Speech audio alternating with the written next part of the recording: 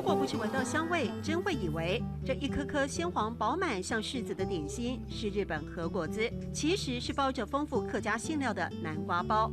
哦，马格米西爱熊，阿梅头中下煮饭。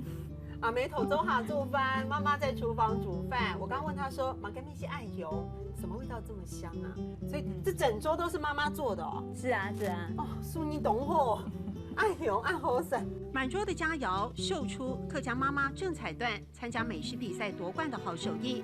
道地的客家小炒，改良的红曲米糕，其实都是当妈妈之后才学会的。我们小孩子说：“妈，我在外面吃的东西好像没有你做的好吃，就这样子，那给我很大的信心了。”把家常菜拿来卖，却是为母则强的一段辛酸。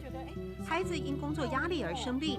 年近70的郑彩段毅然决定把孩子带身边创业，展开美食网拍，首推的香葱油打响名号。赶不出来呢，因为都是手工的嘛，它都有量的，不是像机器嘛，对不对？所以我就只好跟客人讲，对不起，你是不是可以再等？坚持严谨的态度来自父母日式教育的严格，加上客家人的应景性格，郑彩段逐步钻研商品。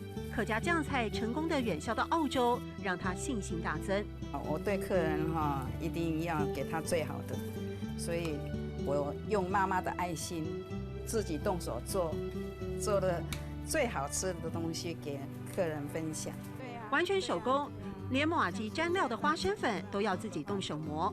单纯的用心，让70岁妈妈成功开创第一个事业，也让不少客人得以品尝这难忘的妈妈的味道。马克米西爱熊，阿梅头做下煮饭。马克米西爱熊，阿梅头做下煮饭。